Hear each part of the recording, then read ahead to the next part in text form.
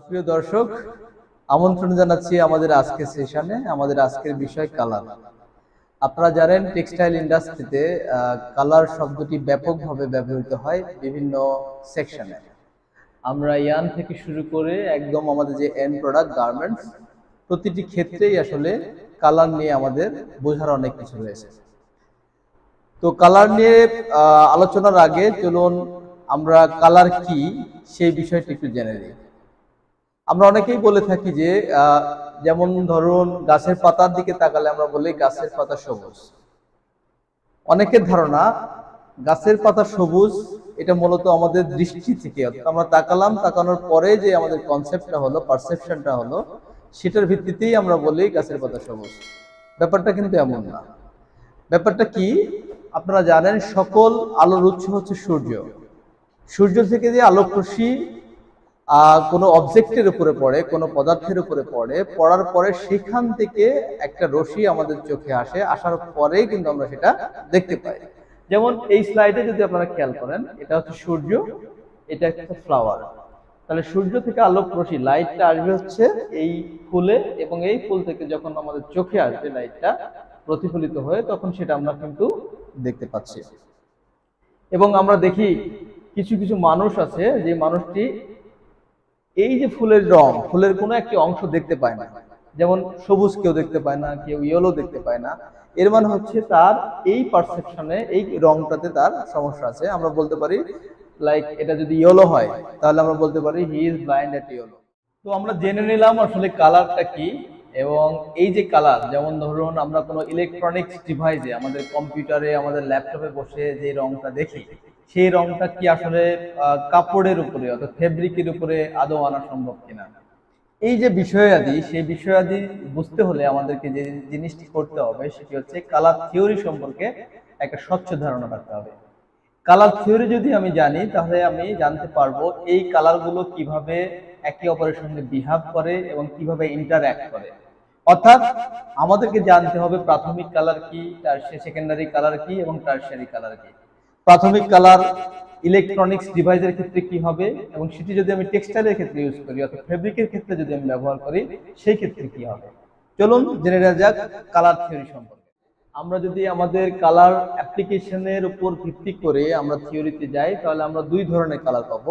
একটি হচ্ছে electronic colour এবং অন্যটি হচ্ছে পিগমেন্ট বেসড কালার।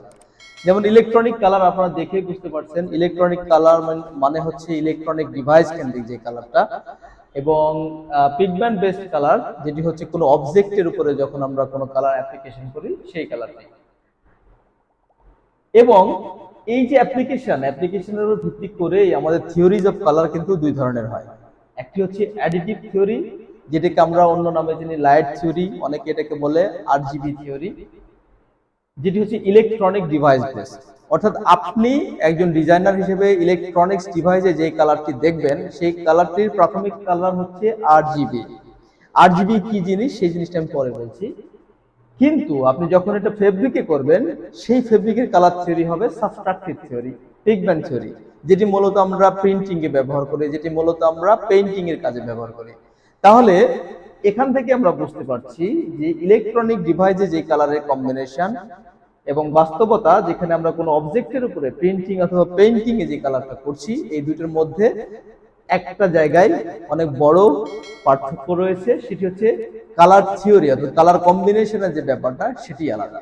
চলুন জেনে নেওয়া যাক আমাদের পরবর্তী বিষয়গুলো। তাহলে আমরা অ্যাডিটিভ এবং সাবস্ট্রাকটিভ থিওরিতে প্রাথমিক কালার কি কি, সেকেন্ডারি কালার কি কি এবং টারশিয়ারি কালার কি কি সেটি সম্পর্কে একটু ধারণা নিই। আমাদের বোঝার সুবিধার্থে দুটি শব্দ আলাদাভাবে মুখস্থ রাখলেই হবে। সেটি হচ্ছে ইলেকট্রনিক্স ডিভাইসের ক্ষেত্রে যে অ্যাডিটিভ থিওরি আমরা ইউজ করছি, সেটির ক্ষেত্রে আরজিবি হচ্ছে প্রাথমিক কালার, এবং যেটা আমরা কোনো অবজেক্টে অর্থাৎ প্রিন্টিং এবং পেইন্টিং এ ব্যবহার করছি, সেই ক্ষেত্রে আমাদেরকে আর, ওয়াই এবং বি এই দুটিকে ব্যবহার করলেই আমরা আমাদের যে অভিষ্ট লক্ষ্য অর্থাৎ দুটো থিওরি আমরা পেয়ে যাব। খেয়াল করে দেখেন এখানে আরজিবি এই তিনটে কালার যদি আপনি টারশিয়ারি লেভেলে যান অর্থাৎ সমপরিমাণে দেন, তাহলে আপনার একটা হোয়াইট ইফেক্ট আসবে, আর এই ক্ষেত্রে সেটা হবে ব্ল্যাক।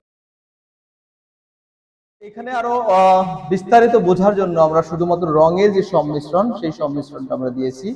আপনারা দেখতে পাচ্ছেন রেড, ইয়েলো এবং ব্লু, যেটি আগের স্লাইডেও ছিল। এই স্লাইডে শুধুমাত্র আমরা রঙের কম্বিনেশন, এই যে রঙের খেলা, কোন রঙের সঙ্গে কোন রঙের সংমিশ্রণ হলে কি আসবে। যেমন দেখেন এখানে রেড এর সঙ্গে ইয়েলো যদি আপনি মিশ্রণ করেন তাহলে কি একটা ইফেক্ট আসছে, অরেঞ্জ কালার আসছে। আবার ব্লু এর সঙ্গে যদি আপনি রেড দেন সেটা কি কালার আসছে, একটা সায়ানো টাইপের কালার আসছে। আবার আপনি যদি ইয়েলোর সঙ্গে ব্লু দেন সেটা একটা গ্রিন টোন আসছে। আবার যদি আপনি তিনটা দেন সেটা একটা ব্ল্যাক ইফেক্ট চলে আসছে।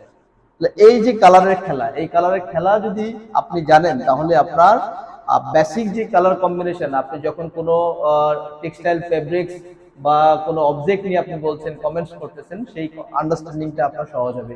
অনেক সময় আমরা কি করি, আমরা ল্যাব ডিপের কমেন্টস রিলিজ করি, আমরা ফ্যাব্রিকের কালার টোন নিয়ে কথা বলি, আমরা আসলে বিস্তারিত জানি না। আমরা বলি যে এটা 5% ইয়েলো করেন, 10% রেড করেন, এই কথার অর্থ বুঝি না। এই কথার অর্থ এখান থেকে আমরা বুঝতে পারবো আসলে 5% ইয়েলো করার অর্থ কোন দিকে যাবে, 10% রেড করার অর্থ কোন দিকে যাবে। সো আজকের আলোচনায় আমরা মোটামুটি কালারের যে দুটি থিওরি, সেই দুটি থিওরি সম্পর্কে জানলাম। সেটি হচ্ছে RGB এবং RYB, এবং আমাদের লেটেস্ট আরেকটা কালার মডেল সেটি হচ্ছে CMYK। সেই CMYK সম্পর্কেও আমরা একটু জ্ঞান নিই। আপনারা দেখতে পাচ্ছেন সায়ানো, ম্যাজেন্টা এবং ইয়েলো, এই যে কালারের সংমিশ্রণ, সেই সংমিশ্রণ হচ্ছে আমাদের নতুন সংযোজন কালার থিওরিতে। এবং আমরা অনেক সময় বলতে শুনি যে CMYK প্রিন্ট। তো CMYK প্রিন্টের বেসিক কালার কি, সেই বেসিক কালার সম্পর্কে আমাদের স্পষ্ট ধারণা হয়েছে যে ছায়ানো, ম্যাজেন্টা এবং ইয়েলো।